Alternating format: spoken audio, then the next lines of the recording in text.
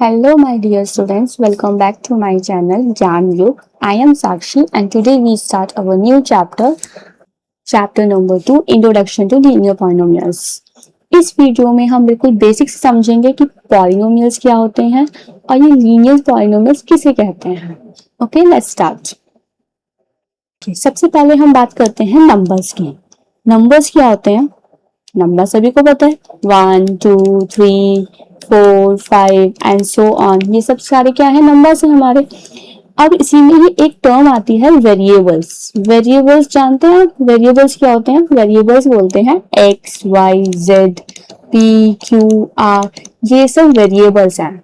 इन दोनों में क्या डिफरेंस है? वेरिएबल्स जिनकी वैल्यू वेरी होती रहे, जैसे x की वैल्यू आपने कहीं देखा होगा, कभी हम किसी क्वेश्चन में x की वैल्यू फाइंड करनी हो, आपने 8th क्लास में भी पढ़ा था, तो x की वैल्यू कहीं 2 आती है, राइट, कहीं 4, कहीं 5. तो x की वैल्यू हर क्वेश्चन में वेरी होती रहती है, यानी चेंज होती रहती है. बट नंबर है, अब ये नंबर 2 है. अगर हम एक क्वेश्चन में 2 नंबर का यूज करते हैं तो वो 2 ही रहेगा. उसमें कोई हम कभी किसी क्वेश्चन में अगर 2 आ गया तो हम उसे 3 की तरह तो यूज नहीं करेंगे ना, वो तो नंबर सेम ही रहेगा, उसकी वैल्यू तो वेरी नहीं करेगी ना. तो वो 2 का 2 ही रहेगा, यानी वो कांस्टेंट रहेगा. इसे हम कांस्टेंट भी बोलते हैं, यानी जिनकी वैल्यू कांस्टेंट रहे, जो चेंज ना हो. और वेरिएबल्स जिनकी वैल्यू वेरीज होती रहे. ओके, आप इन दोनों में डिफरेंस समझ गए. ये कांस्टेंट होते हैं, ये वेरिएबल्स. अब इन्हीं दोनों को कंबाइन करके, नंबर्स और वेरिएबल्स को कंबाइन करके क्या फॉर्म होते हैं? फॉर्म होते हैं पॉलिनोमियल्स. पॉलिनोमियल्स कहते हैं जो नंबर्स और वेरिएबल्स का कॉम्बिनेशन. एक तरीके से सपोज करिए एक नंबर ले लेते हैं हम 2 और एक वेरिएबल ले लेते हैं y. तो ये एक पॉलिनोमियल है, इसे हम एक पॉलिनोमियल कहेंगे. ओके, अब बस कंडीशन ये होनी चाहिए कि जो वेरिएबल है उसकी पावर 0 होनी चाहिए या फिर कोई भी पॉजिटिव होल नंबर होनी चाहिए उस वेरिएबल की पावर. अब देखिए, अगर मैं आपसे बोलूं ओनली 4, क्या आप इसे पॉलिनोमियल कहेंगे?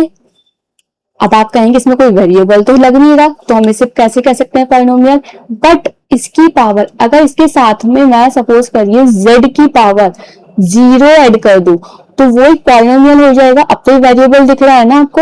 ये पहले भी पढ़ चुके हैं और नहीं भी पढ़े हैं तो बस एक बात ध्यान रखिए, किसी की भी पावर, कोई भी वेरिएबल की पावर अगर 0 होती है तो उसे हम 1 की तरह यूज करते हैं. सपोज करिए यहाँ पे 5 है. अब 5 के साथ तो कोई वेरिएबल नहीं है, तो हम इसे 5 into 1 लिख सकते हैं ना. तो इस 1 को हम क्या लिख सकते हैं? हम किसी वेरिएबल की पावर लिख सकते हैं, like 5 into x raised to the power 0. Okay, तो आप अब कह सकते हैं ना इसे पॉलिनोमियल. तो अगर कोई भी नंबर हो, सपोज करिए 7 है, 85 है, तो वो भी हमारा एक पॉलिनोमियल है, क्योंकि इसमें जो भी वेरिएबल है साथ में उसकी पावर 0 सपोज कर लेंगे. बस कंडीशन क्या होनी चाहिए? किसी भी वेरिएबल की पावर 0 हो या फिर कोई भी पॉजिटिव होल नंबर हो. ओके, अब देखिए, तो हमें सिंपल वाले देखे थे पॉलिनोमियल्स. अगर मैं कहूं 2x प्लस 5x स्क्वायर, क्या ये पॉलिनोमियल है? तो यस, ये नंबर है, ये वेरिएबल है, ये नंबर है, ये वेरिएबल है. अब देखिए, तो ये प्लस का साइन क्या इंडिकेट कर रहा है? ये प्लस का साइन ये दो टर्म्स को इंडिकेट कर रहा है कि यहाँ पे 2 टर्म्स यूज हुई है. 1 टर्म, ये फर्स्ट टर्म है, और ये हमारी सेकेंड टर्म है. इसे हम टर्म कहते हैं. जब भी प्लस या माइनस का साइन अगर हम किसी दो पॉलिनोमियल के बीच में रख देते हैं तो वो टर्म्स डिफाइन करती हैं कि यहाँ पे दो टर्म्स हैं. अगर मैं एक और माइनस का साइन लगा के 3x लिख दूं तो अब क्या हो जाएगा? अब इसमें 3 टर्म्स हो जाएंगी. ओके, तो ये कितनी टर्म्स हो गई? अब ये 3 टर्म्स हो गई. तो अब देखिए, टर्म्स क्या होती हैं? टर्म्स होती हैं जो पॉलिनोमियल्स को अलग अलग सेपरेट करे. सपोज करिए उसमें टर्म डिफाइन करे कि अगर हम कोई भी, जैसे यहाँ पे कितनी टर्म्स थी? 3 टर्म्स थी, तो ये प्लस और माइनस साइन उनको सेपरेट कर रही थी. टर्म्स का काम क्या होता है? एक पॉलिनोमियल को सेपरेट करना, अलग अलग टर्म में सेपरेट करना.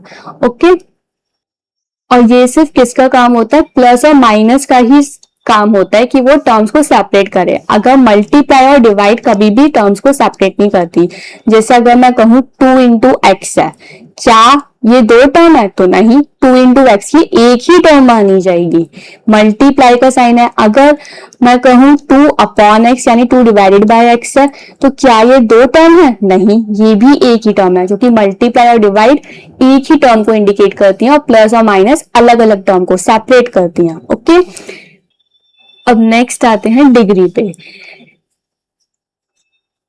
ये डिग्री क्या होती है? डिग्री होती है किसी भी पॉलिनोमियल की हाईएस्ट पावर। अगर मैं कहूं 2x cube plus 5x square plus 3, इसमें हाईएस्ट पावर क्या है? इसमें हाईएस्ट पावर देखिए, पावर हमें किसकी देखनी है? वेरिएबल की देखनी है। यहाँ वेरिएबल क्या है? एक्स क्यूब, यहाँ वेरिएबल है एक्स स्क्वायर, और यहाँ वेरिएबल क्या है? अगर कांस्टेंट नंबर होता है तो उसके साथ पावर किसकी होती है? 0 की, राइट। तो यहाँ पे सबसे हाईएस्ट पावर किसकी है? 3 की। तो यहाँ पे जो भी हाईएस्ट पावर होगी वही उसकी डिग्री होगी, तो उसकी डिग्री क्या हो जाएगी? 3। ओके, और अब इन्हीं डिग्री से मिलके बनते हैं हमारे अलग अलग पॉलिनोमियल्स के टाइप्स। फर्स्ट आता है फर्स्ट है क्यूबिक पॉलिनोमियल। क्यूबिक पॉलिनोमियल क्या होते हैं? जिन पॉलिनोमियल्स की हाईएस्ट पावर क्या हो? 3 हो, यानी जिनकी डिग्री क्या हो? 3 हो, उन पॉलिनोमियल्स को हम कहेंगे क्यूबिक पॉलिनोमियल। अब देखिए, इस पॉलिनोमियल में हाईएस्ट पावर 3 है, इसकी डिग्री 3 थी, तो इसे हम क्यूबिक पॉलिनोमियल कहेंगे। और अगर किसी पॉलिनोमियल की हाईएस्ट पावर या हाईएस्ट डिग्री 2 हो तो उसे हम क्या कहेंगे? Quadratic polynomial. इसका एग्जाम्पल क्या हो सकता है? इसका एग्जाम्पल आप कुछ भी लिख सकते हैं। For example 4x square plus 7। अब इसमें हाईएस्ट पावर क्या है? 2, तो ये कौन सा पॉलिनोमियल होगा? Quadratic polynomial. अब इसी में ही एक नेक्स्ट टाइप और आता है लीनियर पॉलिनोमियल, जो हम इस चैप्टर का नाम भी लीनियर पॉलिनोमियल है। तो ये लीनियर पॉलिनोमियल क्या होते हैं? जिनकी पावर, जिनकी हाईएस्ट पावर या हाईएस्ट डिग्री क्या हो? 1 हो। इसका एग्जाम्पल है, अब हम कोई और वेरिएबल ले लेते हैं, हमने हर जगह एक्स एक्स ही लिया है। सपोज करिए 6p प्लस 8 है। अब यहाँ पे वेरिएबल तो p है और इस वेरिएबल की हाईएस्ट पावर क्या है? यहाँ पे 1, और यहाँ पे अगर मैं वेरिएबल ऐड कर दूं तो इस वेरिएबल की पावर क्या हो जाएगी? 0। तो इसमें हाईएस्ट पावर क्या है? 1। इट मींस इसकी डिग्री क्या है? 1। तो ऐसे पॉलिनोमियल्स जिनकी डिग्री 1 होती है उन्हें हम कहते हैं लीनियर पॉलिनोमियल। इस चैप्टर में हम लीनियर पॉलिनोमियल्स के बारे में पढ़ेंगे, यानी कि जिसमें हाईएस्ट पावर क्या होगी? वेरिएबल की 1 होगी। ओके, और एक कांस्टेंट पॉलिनोमियल्स और होते हैं। कांस्टेंट पॉलिनोमियल्स किसे कहते हैं? अभी आपको बताया था कांस्टेंट पॉलिनोमियल। कांस्टेंट बताया था, कांस्टेंट मतलब कोई भी नंबर। सपोज करिए एग्जांपल ले लेते हैं हम 19। अब देखिए यहाँ पे 19 है, ये कांस्टेंट नंबर है, ये नंबर सेम ही रहेगा, इसकी वैल्यू तो चेंज नहीं होगा। 19 है तो 19 ही रहेगी। तो अब इसके पास वेरिएबल की पावर कितनी है? अभी यहाँ पे कोई वेरिएबल नहीं है तो हम वेरिएबल ऐड कर सकते हैं। z हमने वेरिएबल ऐड करा और इसकी पावर क्या रख दी हमने? 0, क्योंकि z की पावर 0 यानी किसी भी वेरिएबल की पावर 0 क्या होती है? 1। तो हम 19 इंटू 1 भी करेंगे तो वो 19 ही हो जाएगा, यानी कि जिसमें कोई चेंज ही नहीं आया। तो इससे हम क्या कहेंगे? कांस्टेंट पॉलिनोमियल कहेंगे। ओके, अब ये सारा था हमारा इंट्रोडक्शन जो हमारी फर्स्ट एक्सरसाइज में यूज होगा। समझ गए सर? आइए चलते हैं अपनी फर्स्ट एक्सरसाइज पर। Exercise 2.1, question number 1, find the degrees of the following polynomials. हमें डिग्रीज फाइंड करनी है इस पॉलिनोमियल्स की। अब आपके पास ये पॉलिनोमियल्स दे रखे हैं, उनकी डिग्रीज फाइंड करनी है। डिग्रीज बताया था अभी क्या होती है? डिग्रीज जो हाईएस्ट पावर होती है वो हमारी होती है डिग्रीज। किसी भी पॉलिनोमियल की हाईएस्ट पावर को क्या कहते हैं? डिग्री कहते हैं। अब इस पॉलिनोमियल में हाईएस्ट पावर डिग्री क्या होगी? यहाँ पे x वेरिएबल को चेक करते हैं। वेरिएबल यहाँ पे x है, x raise to the power यहाँ 2 है, यहाँ x raise to the power 1 है और यहाँ x raise to the power 0 है। तो आपकी हाईएस्ट पावर या डिग्री क्या हो गई? 2। और next part y cube plus 2y minus 1, इसमें हमारी डिग्री क्या होगी? हाईएस्ट पावर कितनी है? यहाँ 3, तो यहाँ पे हो गई हमारी डिग्री 3। अब यहाँ देखिए -9 है और -9 के साथ कोई वेरिएबल नहीं है, तो यहाँ पे देखिए अब हम यहाँ पे इसे अपने आप से एक वेरिएबल ऐड कर लेते हैं और इसकी पावर क्या होगी 0। अगर कोई वेरिएबल नहीं होता और अपने आप से जोड़ना होता है तो हम उसकी पावर क्या रखते हैं 0 रखते हैं, क्योंकि किसी भी वेरिएबल की पावर अगर हम 0 रख रहे हैं तो उसका मतलब क्या है 1। और यहाँ हमारे पास कुछ भी नहीं था, सिंपल -9 था, उसके साथ हमने 1 की मल्टीप्लाई करके वो -9 ही हो सकता है, तो हम उस 1 को क्या रख सकते हैं z⁻⁴ जिसका मतलब 1 होता है। तो यहाँ पे हाईएस्ट पावर यानी डिग्री क्या हो गई 0। Okay, next part is 4z-3। यहाँ हमारी हाईएस्ट पावर कितनी है, z के पास यहाँ पे 1 है और यहाँ पे 0, तो यहाँ पे हाईएस्ट पावर या डिग्री क्या होगी 1। ओके, और क्वेश्चन नंबर 2। क्वेश्चन नंबर 2 है हमारा, right polynomials of degree 1 to 3। अब आपको पॉलिनोमियल्स लिखने हैं और जिनकी डिग्रीज दे रखी है 1 to 3। आप कोई भी पॉलिनोमियल्स लिख सकते हैं, अपनी तरफ से भी लिख सकते हैं। सपोज करिए हम डिग्री 1 का पॉलिनोमियल लिखते हैं जिसकी हाईएस्ट पावर 1 होनी चाहिए, तो हमने लिखा 14y + 7। अब देखिए यहाँ पे वेरिएबल y है और उसकी हाईएस्ट पावर 1 है, तो इसी डिग्री 1 का पॉलिनोमियल का एग्जांपल हो गया। अब हम लिखते हैं डिग्री 2 के एग्जांपल। डिग्री 2 का एग्जांपल जिसमें हाईएस्ट पावर 2 होनी चाहिए, लाइक 2z² + 4z। तो यहाँ पे हाईएस्ट पावर कितनी हो गई 2, तो ये डिग्री 2 का एग्जांपल हो गया। अब हम लिखते हैं डिग्री 3 का एग्जांपल। डिग्री 3 का एग्जांपल क्या होगा 84। अब हम कोई और वेरिएबल ले लेते हैं, x ले लेते हैं, x³ - 3x² + 7। तो यहाँ पे हाईएस्ट पावर कितनी है 3, तो इसका मतलब यहाँ पे डिग्री क्या है ये 3। तो डिग्री 3 का पॉलिनोमियल क्या होगा ये। आप जो मैंने लिए हैं जरूरी नहीं है कि आप यही पॉलिनोमियल्स लें, आप कुछ भी ले सकते हैं, कोई भी नंबर ले सकते हैं, बस उनकी डिग्री यही होनी चाहिए। Now next question. Next question is coefficients. What are the coefficients of x² and x³ in the polynomial? अब आपको coefficients फाइंड करना है। coefficients का मतलब अगर आप x² का कोफिशिएंट देख रहे हैं तो x² देखिए पहले है, इस पॉलिनोमियल में आपको x² दिख रहा है, ये रहा हमारा x²। अब x² के साथ जो भी लगा हुआ है वो उसका कोफिशिएंट है, यानी x² को छोड़कर उसके साथ जो भी कुछ है उसमें हम साइन भी इंक्लूड करेंगे, उसमें कोई नंबर हो, कोई अदर वेरिएबल हो तो हम उसे भी इंक्लूड करेंगे। अब देखिए यहाँ पे x² के अलावा क्या है यहाँ +6, तो कोफिशिएंट ऑफ x² क्या हो जाएगा +6, या फिर हम नॉर्मल 6 भी लिख सकते हैं।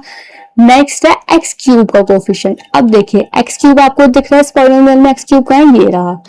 x³ को छोड़कर जो भी कुछ है साइन के साथ इंक्लूड करेंगे, साइन के साथ इंक्लूड करेंगे। अगर कोई वेरिएबल भी होता ना यहाँ पे, कोई अदर वेरिएबल जैसे -3y x³ होता, तो हम x³ को छोड़कर उसे भी इंक्लूड करते। अभी यहाँ पे सिर्फ -3 x³ है, तो अभी हम -3 को देखेंगे, तो उसका कोफिशिएंट क्या होगा x³ का कोफिशिएंट -3। समझ गए। आइए next question. What is the coefficient of z in the polynomial this 4z³ + 5z² - 11। अब देखिए यहाँ पे आपको z की पावर 1 वाला कोफिशिएंट तो कोई दिख ही नहीं रहा हमें, z की पावर 1 वाला कोई वेरिएबल दिख रहा है नहीं। देखिए यहाँ पे क्या है 4z³ + 5z²। यहाँ z सिंगल z वाला कोई कोफिशिएंट है ही नहीं है, वेरिएबल है ही नहीं, तो हम वो है ही नहीं, तो उसका मतलब हमने उसमें 0 की मल्टीप्लाई कर दी, क्योंकि वो वेरिएबल है ही नहीं यहाँ पे सिर्फ z की पावर 1 वाला। और ये -11 है, और -11 के साथ तो z की पावर 0 होती है, कोई भी कांस्टेंट नंबर हो तो उसके साथ z की पावर 0 यानी 0 वेरिएबल होता है।